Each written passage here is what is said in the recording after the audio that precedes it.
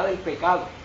Fíjese que inclusive Pedro en su carta dice al que pecare deliberadamente, ¿verdad? O sea, ese sentido de la deliberación. ¿Y dónde está el sentido de la deliberación? No es que yo sea sorprendido en una tentación y caiga, porque en una tentación cae cualquiera. O sea, solamente necesita estar en la tierra para caer en una tentación. O sea, por eso a mí nadie me impresiona, ni a nadie subestima, porque estar en la tierra es suficiente para ser víctima de cualquier tentación, ¿verdad? Porque este es el mejor escenario para ellos. Ahora, fíjese, no, cuídate la rodilla. Ahora, el aire ya no es por lo que yo estoy diciendo, es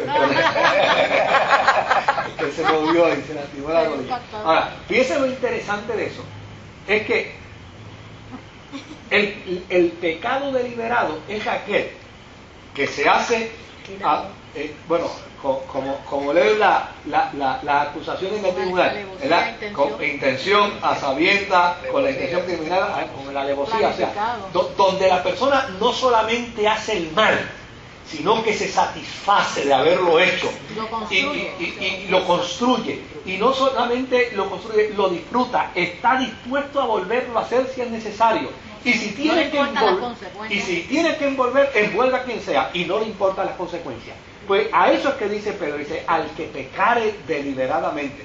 No es el caso de una persona que movida por su naturaleza humana, en ese momento, por esta condición de carne y hueso que tenemos, es tentado, es seducido, es arrastrado al pecado. A ese lo único que la Biblia dice es que, mira, arrepiéntete, humíllate, confiesa tu pecado, pide perdón y levántate. O sea, con ese Dios no tiene ningún problema. El problema es con aquel que cree que puede coger de bobo a Dios. Sí. Entonces esto yo lo hago y a mí no me importa, lo justifico, lo planifico. La pena de muerte me desestima. Ok, ahora. Pastor, entonces en esta hay un contraste en el 18 y en el 19, porque vemos aquí ya en el capítulo 19 Juan escribiendo un mensaje de esperanza y de justicia. En el 18 era como, hello, tú eres malo y ¿sí? Todo lo que viene va hacia ti, y él disfrutó de todo eso. Pues claro, porque él entiende que es la justicia de Dios. Pero sigue siendo de consolación. Sí, él entiende que es la justicia de Dios y mire, no hay razón para alegrarse de la caída del mal. No hay razón, no existe razón. Pero cuando el malo cae porque ha caído en la justicia de Dios. ¿Ves? Y cuando se cae en la justicia de Dios, obviamente, yo no me voy a alegrar, porque mi consigna como cristiano es no alegrarme. Pero, por el otro lado, cuando Dios juzga, Él dice que Dios juzga con justo ¿qué? Con justo juicio. Dios juzga con rectitud. Y cuando Dios hace ese juicio con rectitud, no hay manera que el hombre se pueda escapar. Yo veo el capítulo 18 de una forma distinta. Yo estoy viéndolo como que Juan le está diciendo al que es malo, si sigues en la misma medida, sí, lo que se le va a pedir es que si cortaste una mano te van a cortar las dos. O sea, el daño que tú has hecho se va a hacer el doble. En este capítulo, lógicamente, no se sabe, que yo sepa, no se sabe cuánto tiempo Juan vivió para escribir el Apocalipsis. O sea, qué tiempo él vio lo que estaba pasando en el futuro. Porque lo que estaba en el presente ya lo sabía. Lo que pasa es que estos son visiones que Juan está teniendo, y son visiones anticipadas de los eventos que van a suceder. Obviamente, la intención de Juan no es corregir al malo, no.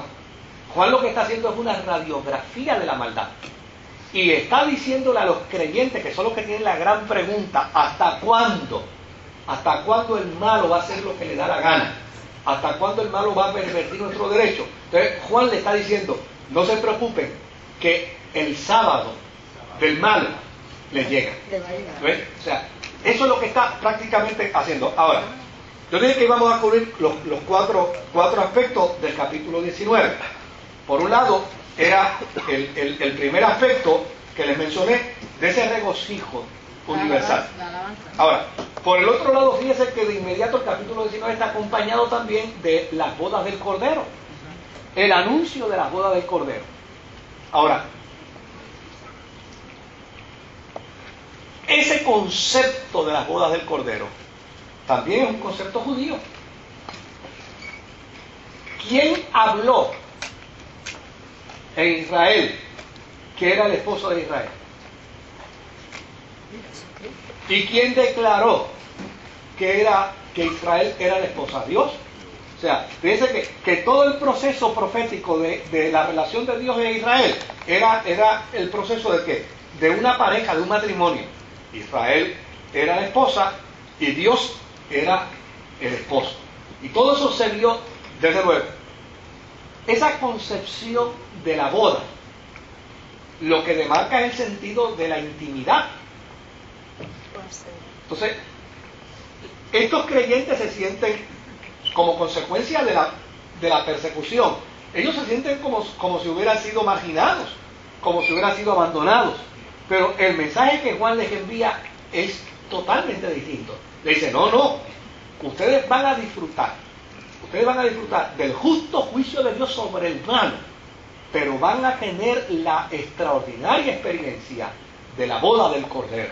Es decir, porque a fin de cuentas, Dios en Cristo honrará el compromiso de intimidad con ustedes. ¿Y cómo lo va a honrar? Lo va a honrar precisamente dentro del proceso de una boda. Esa boda del Cordero, de hecho que dentro del campo dispensacionalista es una de las cosas que más se resalta. De hecho hay muchos coritos, yo no sé si ustedes lo recordarán, pero habían muchos coros en la experiencia pentecostal que hablaba precisamente de las bodas del Cordero.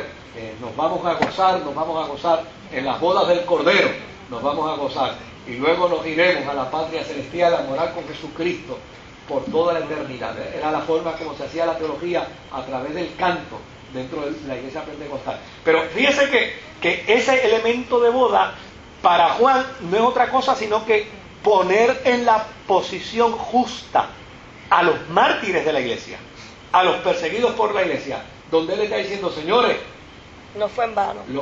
El sufrimiento de ustedes no es en vano. El sufrimiento de ustedes traerá una justa retribución contra el malo, pero ustedes van a disfrutar de la bendita esperanza de las bodas del Cordero. De luego, Israel siempre pensó, siempre entendió que cuando el Mesías regresara iba a haber un banquete. Fíjense qué interesante.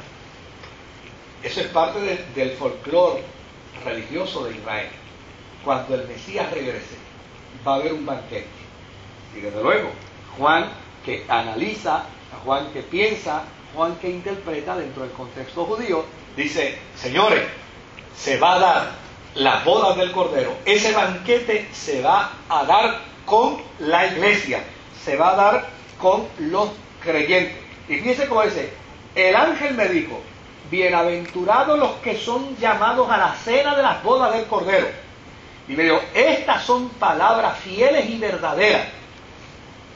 Como queriendo decir, Dios va a cumplir en la vida de los mártires, en la vida de la iglesia perseguida.